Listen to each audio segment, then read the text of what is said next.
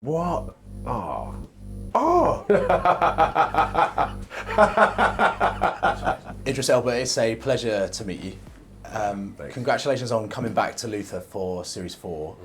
I was quite surprised actually, because I didn't think you were coming back. So was it always something you were going to do, or did the producers convince you? What was the deal with it?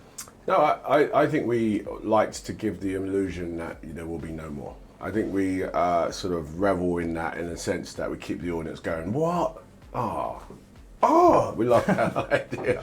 Because we don't do any typical number of episodes, and we just have a different approach to making a TV show.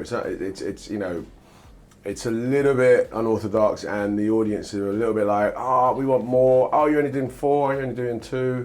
But ultimately, Luther is something that I'll always come back to. I love the character.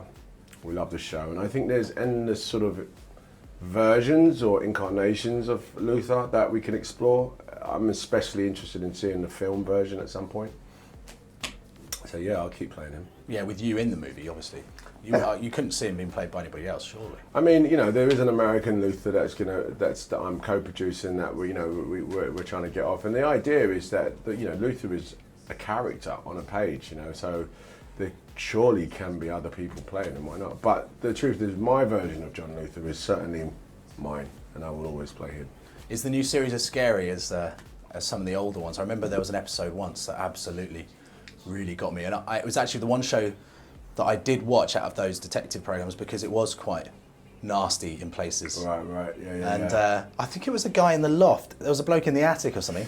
Yeah, and he said, yeah. Oh yeah, with the sheet, and he goes, it was horrible, but in an exhilarating way. Exhilarating. There you go. I think we want to exhilarate, and comparatively, what's scarier, I'm not sure, but we definitely keep that as part of the DNA. Is that we want people to have a thrill ride and people to go, that whole, it's a roller coaster with, in a procedural at the heart of it, and a character that you either love or hate, and characters that you end up hating.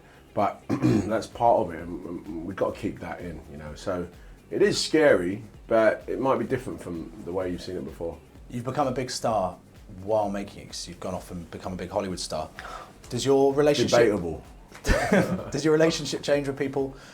When you go back to the show, is it different? Do people treat you differently, like Idris Elba, the big movie star, or is it just like the old days? No, I mean, again, like movie star, we don't really say that anymore. I don't know what even that means, I do work in all kinds of capacities, from really small films to big tentpole films, and I've always been an actor that just keeps going and keeps going. So going back to my team is always like home base. All the old crew and directors come back, and it's never like, oh, you're moving on. We never get that sense. We're all sort of like set of the same group, and we love it. Can I talk about your music as well? Yeah, man. Because I think you might be one of the guys in entertainment who does a little bit of everything. And I know you were in Berlin opening for Madonna the other night. Yeah. What was that like? It was amazing. I mean, I remember standing behind this massive curtains about to go on. I took a quick peek just to see. There's 17,000 people, and I went, they're here to see Madonna, not me. And then I went, right. I went out there, and I actually had a really good set, considering. Obviously, you hang out with Madonna backstage. Did you know her before anyway? Are you buddies with her anyway? No, I hadn't met her before, and it was an odd call. I played on the Tuesday, and they called me on Sunday. Said, do you fancy doing it? I was like, let me think about it.